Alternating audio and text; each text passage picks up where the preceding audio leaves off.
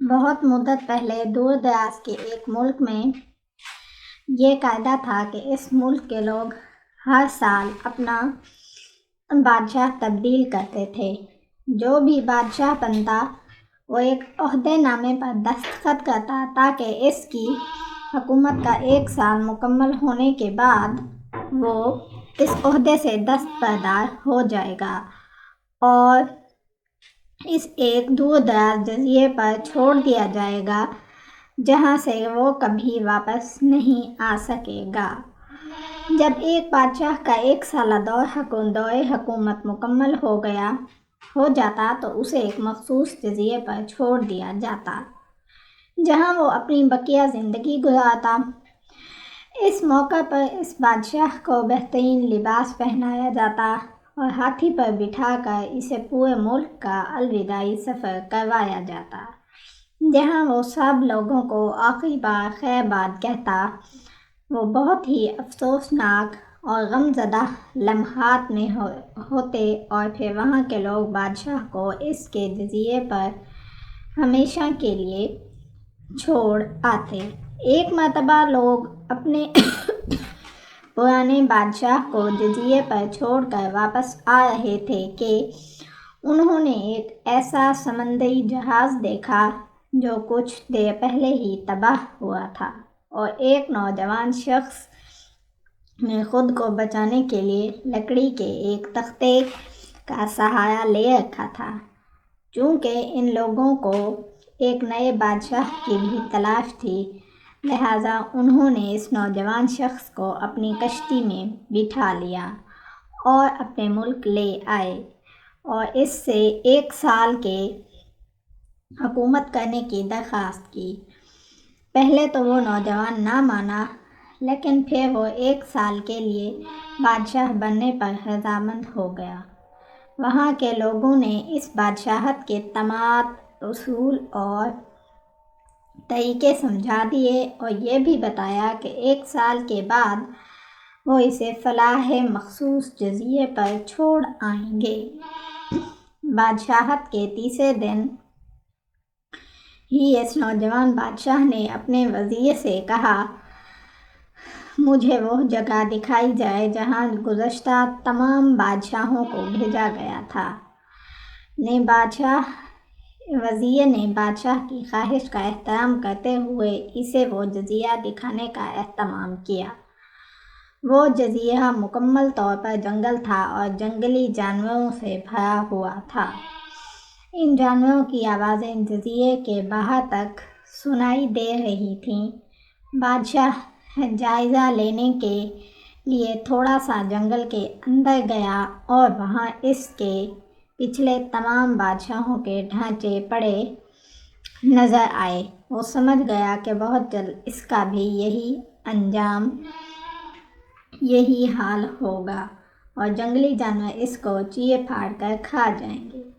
ملک واپس پہنچ کر بادشاہ نے مضبوط توانا جسم کے 100 مزدور اکٹھے کیے اور ان سب کو اس جزیرے پر لے گیا اور حکم دیا کہ جزیرے کو 1 ماہ میں مکمل طور پر صاف کر دیا جائے، تمام خطرناک جانوروں کو مار دیا جائے اور سب فالتو درخت کاٹ دیے جائیں۔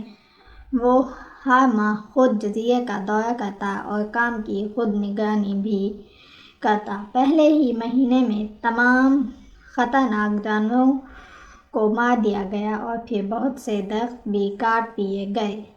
دوسرے ماہ تک جزیرہ مکمل طور پر صاف ہو چکا تھا۔ اب بادشاہ نے مزدوروں کو حکم دیا کہ ایک جزیرے پر مختلف مقامات پر خوبصورت باغات تعمیر کیے جائیں۔ وہ اپنے ساتھ مختلف پالتو جانور مثلاً مرغیاں، گائے، بھینس، بطخیں اور بھیڑیں وغیرہ بھی جزیرے پر میں منتقل کرتا رہا۔ تیسرے مہینے میں بادشاہ نے اپنے مزدوروں کو حکم دیا کہ ایک شاندار گھر تعمیر کریں اور اس جزیرے پر ایک بڑی سی بندرگاہ بھی بنائیں۔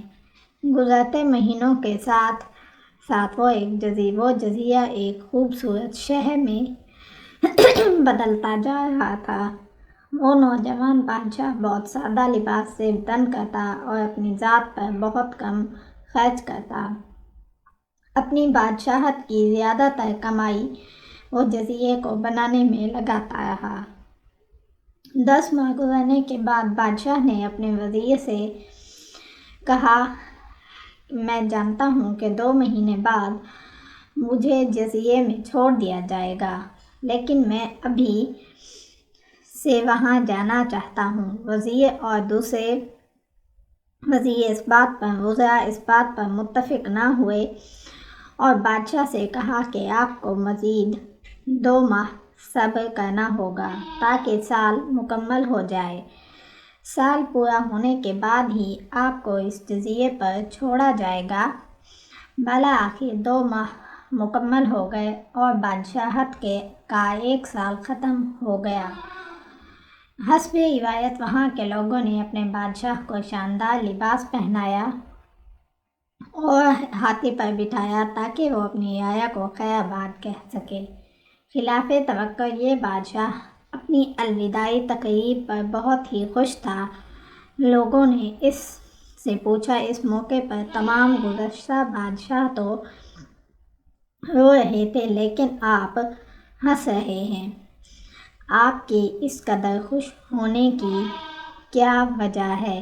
اس نوجوان بادشاہ نے جواب دیا، تم لوگوں نے داناؤں کا وہ قول نہیں سنا، جب تم ایک چھوٹے بچے کی صورت میں اس دنیا میں آتے ہو تو تم رو رہے ہوتے ہو اور باقی لوگ سب ہنس رہے ہوتے ہیں۔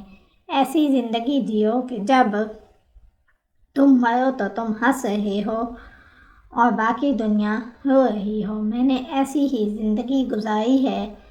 جس وقت تمام بادشاہ محل کی رنگینیوں میں کھوئے ہوئے ہوتے تھے تو میں اس وقت اپنے مستقبل کے بارے میں سوچتا تھا اور اس کے لیے ایک لائحہ عمل تیار کرتا تھا۔ میں نے اب اس جزیرے کو ایک ایسی خوبصورت قیام گاہ میں تبدیل کر دیا ہے جہاں اب میں اپنی زندگی نہایت چین اور آرام و سکون سے گزار سکوں۔